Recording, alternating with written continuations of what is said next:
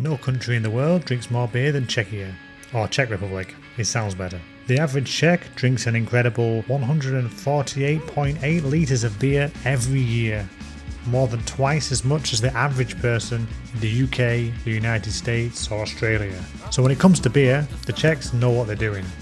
In today's video, I'm visiting Pivo BKK, Bangkok's only Czech bar, dedicated to authentic Czech beer culture and traditional Czech pours. Can it recreate the experience of a beer in Prague without leaving Thailand? Join me today as I find out.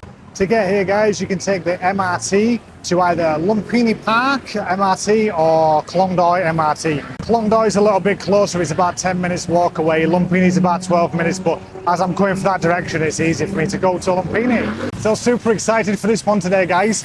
It's been open for about 2 weeks now, and they opened in a different location before. They closed that one down, they've reopened here. And I found out about this thanks to the Bangkok Beer Guide, an absolutely excellent resource if you're into your beer in Bangkok.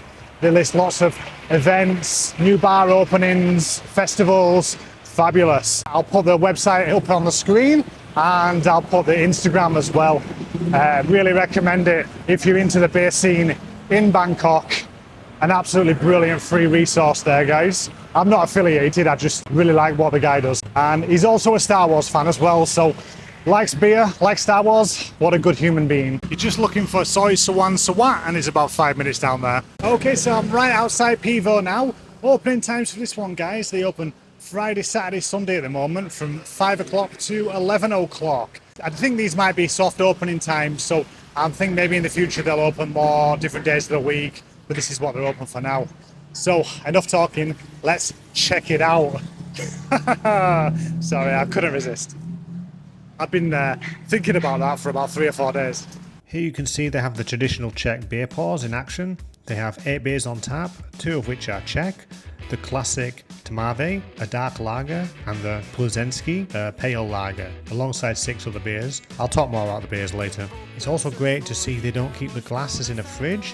Instead, they use the traditional Czech ice bath, where the glasses sit in ice cold water until they're needed. It helps keep the glass at perfect temperature, rinses away any residue, and it helps create the thick, creamy foam that Czech beer is known for. They also have rooms here starting at 1,000 baht a night, where you'll walk straight out into the bar from your room, ideal for the perfect beercation. So here's the menu going to work through this tonight. Going to start with the Mlíko. The Mlíko is one pour that would certainly make the average Englishman cry if it was served at a bar back home. The Mlíko is a traditional Czech beer pour made almost entirely of thick, creamy, wet foam, with just a small amount of beer underneath. These days it's enjoyed as a dessert-like treat or as a final beer of a session. In a way, it's a bit like ordering a half pint in England, something that until craft beer made it more acceptable was virtually impossible for any self-respecting man. But wait, for those of you that are about to click the unsubscribe button crying into your beer, you'll be glad to know it looks like this when it settles, and it's priced accordingly at 70 baht. Yeah, very interesting. It's very creamy and it's a lot less bitter than like a normal beer. A little bit sweetness in there. Very drinkable. The size was traditionally like used as like a lady's drink, because when you first see the pour, it's all like foam, and then just if you let the glass set, it kind of rises to about like here. Pretty good. So next up, I'm going to go for the Šnyt. You can see the beer on the picture here. You have like 2 fingers of beer, 3 fingers of foam, and then a finger on the top here. And the word's actually, it's not a Czech word, it comes from the German language. They use this here. So this one, they'll be drinking this when it's like the first beer at the pub to try. You know, if they're not sure about the quality of the beer, they'll have this one.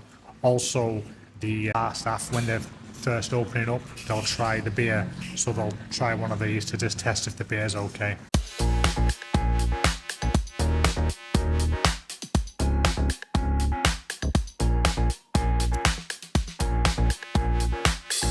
Cheers, guys, and that's it. Interesting, because you're drinking through the foam, you have a lot more of a gentler taste to the carbonation, so don't get that kind of fizziness that you have when you're drinking like water here.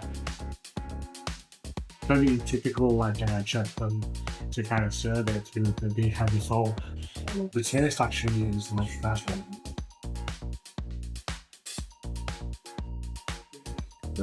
They also have an extensive wine and sparkling wine list, so if you're one of those people and beer isn't your thing, there's still plenty of options. I decided to try a couple of beers on draft. First up was Welcome to the Black Parade from Sunrise Brewing, one of Thailand's independent nano breweries. It doesn't operate a public tap room or brewery location. The brewery hasn't publicly disclosed a permanent brewing site, and this is quite common with Thailand's smaller independent brewers. You won't be able to find an address or a location for them. The name is a nod to My Chemical Romance's iconic anthem, Welcome to the Black Parade. Sunrise Brewing is known for creating music-inspired beers, with many of its releases named after legendary songs and bands. I also went for Le Chouffe Blonde, a classic Belgian blonde ale. It's 8% and has like a hazy golden colour with a thick white head. It's fruity with hints of pear and citrus, and it has a gentle hot bitterness that keeps things quite balanced. Now we're back to the Czech beer. This is Hladinka, the classic Czech beer pour and the most common way to enjoy Czech lager. If you order a beer in a pub in Prague, this is almost certainly what you're going to get served. A proper Hladinka is made up of roughly 2/3 beer and 1/3 dense, creamy wet foam. The foam isn't just for show, it locks in the beer's aroma and protects it from oxidation, and it gives a smoother, softer taste.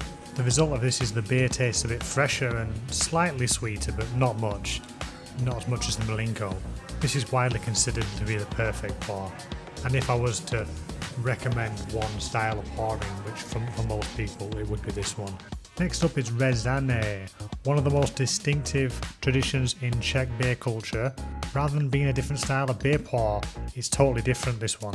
It's made carefully by layering the pale lager with the dark lager in the same glass.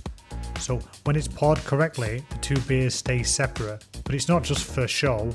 The pale lager brings like a bitterness and a kind of clean finish, and the dark lager adds a more like smooth kind of malt flavour.